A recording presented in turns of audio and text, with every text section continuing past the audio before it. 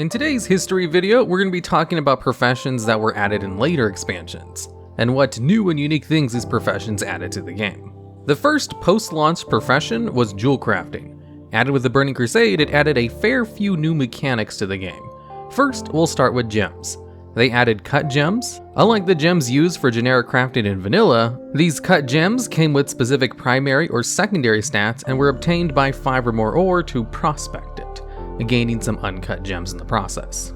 Second, we had gem slots. This is what the gems went into. Items that had gem slots had anywhere from 1 to 4 slots, and these slots had various different colors. How these slots worked is they basically just replace stats on a piece of gear, allowing you to somewhat customize that gear. While any gem could be placed in these slots, gear with gems in them also gave a gem bonus, which was usually a small bonus that would sometimes activate if the gems were filled properly. And well, how did you fill them out properly? By putting the proper color in. Of course, the primary color, and also any secondary color that contained that color activated it. For example, a socket which requires a red gem for its socket bonus could be fulfilled by simply placing a red gem in it. And it could be fulfilled by placing an orange and purple gem in it as well. You see, the purple, green, and orange gems were half colors, and each one could fulfill the full requirements for any 2 gem colors. And the way you could remember which half colors worked on which primary colors was simply by knowing which 2 colors mixed to make those colors. So while you could place whatever gem color you wanted in the slots, if you put the same color in all the slots, you got a bonus. So for example, let's go over the item Light Mantle of the Incarnate, which had a red socket and blue socket, which if both filled gave 4 extra stamina. There were also a few other things. First, the meta socket. These sockets were only in helmets, and they matched with meta gems, which was another special kind of gem that could only be placed in this slot. Meta gems were very powerful gems that had effects like Spell Reflect, chance to stun on hit, less threat generation, increased crit damage, stun resist, etc, etc. However, to unlock this special bonus, you needed a special requirement of other gems in your gear. For example, at least 5 blue gems in your gear, or having more red gems equipped than yellow gems, or at least 3 red and 2 blue. They were kind of weird and random. There was also the Prismatic Gems and the Prismatic Sockets, and unlike all the other gems so far, these didn't really have anything to do with each other. Prismatic Gems were gems that filled the color role for any slot.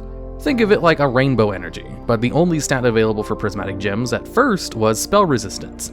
Later changed to have Prismatic Gems give the +10 to all stats buff, but could only have 1 gem total of that one in your equipment. And the Prismatic Socket was mainly added to belts using the blacksmithing craft called belt buckles. And these basically just acted as an extra spot to put any gem you wanted in, as they didn't add a gem slot bonus or count towards any existing ones. And fun fact, belt buckles were the most profitable crafting item you could sell in the auction house, as they were relatively easy to make and in such high demand that it was almost impossible to keep a stock or control the market on the auction house of these items. Turns out, adding an extra gem slot is just that good, which is why Blizzard makes you jump through hoops to get similar levels of items in modern WoW, like farming 7,000 Stygia for a gem slot in Shadowlands, a task which can take a full week of dailies. So what Jewel Crafters did was get gems for ore, then cut them into gems for other players to put in their gear. They also introduced craftable jewelry into the game with necks and rings, which were not craftable before this. Our next profession that was added in the following expansion, Wrath of the Lich King, is Inscription. Like Jewelcrafting, you would need another gathering profession material, this time herbalism, to cast Milling on, which consumed 5 herbs a pop in order to give you pigments, which you can then use to make inks. Inscription also added a couple of staple things. First off, the Darkmoon cards, which before this were random drops, now crafted, and are almost always the best entry-level trinkets you can buy at the start of a new expansion, or for a brand new max level alt. In fact, in some expansions, the Darkmoon trinkets were BIS all the way until the final raid tier. And the big thing that got added with Inscription is Glyphs, which came in 2 types, major and minor. While minor had, well, minor effects with things like minor range increases or mana cost reductions on utility spells or new appearances, a couple of examples being reducing the size of your pet or increasing the swim speed of aquatic form and undead breathing, only a handful of minor glyphs actually gave a good DPS boost, and those were usually nerfed, like the Glyph of Corpse Explosion. The real big ones were the major glyphs, which had major buffs. These buffed your spells in actual good capacity, buffing an ability right out, giving a dotted initial burst of damage, or even adding new abilities. These glyphs acted like gems, consumed on use when you socket them into your slots, and then their own tab in the talent screen, staying there until they were replaced. Then with the Cataclysm, we got Prime Glyphs, which like Minor and Major had 3 slots, and really were just a place where the most powerful new old Major glyphs were moved to give room for more glyphs. Those were also learned like spells instead of being consumed to socket them like in the past. You would consume them to learn them, adding them to a list that you can then use anytime, almost exactly like the Essence system of BFA, even in the UI. In the gold-making community, this event of glyphs becoming permanent at Cataclysm's launch was known as Glyphmas, because of the millions of gold all scribes made from everyone rushing to fill out their glyph collection as fast as possible, back when millions of gold was still a lot of money. Cataclysm also added the first ever and only ever new secondary profession, Archaeology. This profession had players exploring the world and collecting artifacts relevant to the location. Looking for dig sites on your map, you would make your way there and then just walk around finding up and digging fragments, then use those in order to craft random artifacts. This profession was pretty limited, giving grays that sold at varying amount, pets, toys, and a couple of unique mounts, like the Aquamarine Battle Tank, the only way to use a Silithid mount outside of AQ40 without having the Black Scarab mount, with even some gear on rare occasions, like Zinrock Destroyer Worlds, which was a pretty good sword at the time. You could even get the recipe for the Shifting Sandstone Drake, a flying 2-person mount. The last thing was an Archaeology dungeon bonus. See, dungeons and Cataclysms were made harder than the Lich King counterparts, and a way to try to make them easier was there was a statue near the start of each Cataclysm dungeon, and these statues could be activated by an archaeologist using keystones they found during their work, to gain a buff for the rest of the dungeon, making them a little bit easier, although this was dropped off instantly and was never used again, even in the same expansion's later dungeons.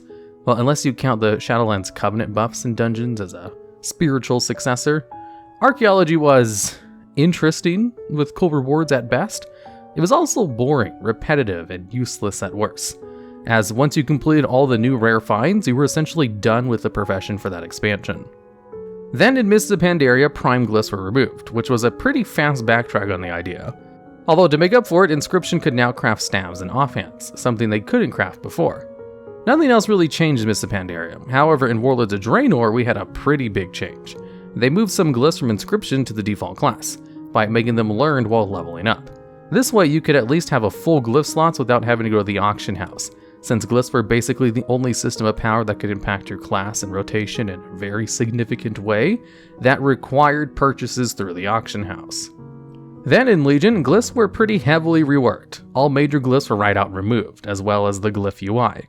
Now glyphs only came in their minor variety, and were either cosmetics, like changing spell effects or pet appearances, and only ever impacted DPS if they unintentionally bugged out, like the glyph for Demo Warlocks that changed their Felguard into a different demon that was a dual wielder instead of a single weapon user, and slightly increased the pet's DPS in some situations because of how the dual wielding mechanics work.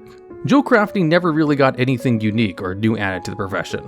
However, there are a few things to mention. First off, in Mists of Pandaria, we got a legendary gem that could fit into shot-touched weapons from the first raid tier. We got an item that let us put a prismatic socket onto a weapon from the first 2 raid tiers, and we got a special legendary meta gem that could proc effects like a mini bloodlust. But these have nothing to do with the actual jewel crafting. And then with Legion, colored sockets and socket bonuses were just removed. Now all gear had prismatic sockets, and they made gem sockets far more rare. It was a bonus to have them, not a normal thing on equipment anymore. This really made gem sockets a pick-your-own-bonus stat section, and kind of ended jewelcrafting's reign as one of the most profitable professions in the process of making gem slots no longer guaranteed. Archaeology also never really got anything new added to it. Much of the same, with no new big things other than new pristine version solves added in Mists of Pandaria, and used each expansion afterwards. That acted as like a special solve that could only happen once, and gave you an achievement if you collected them all, as well as being able to crate items you find to buy little goodies with them.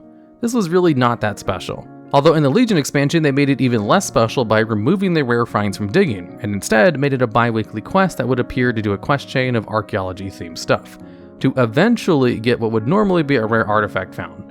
Sadly, as most of the community disliked the profession, it got abandoned in Shadowlands.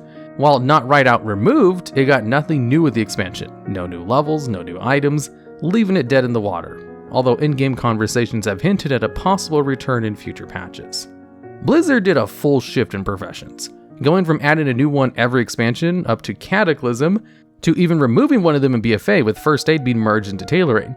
It seems Blizzard had originally wanted to add a new profession with each expansion, like they did a new race or class, but gave up on the idea come Mists of Pandaria, and then started moving player powers out of professions altogether.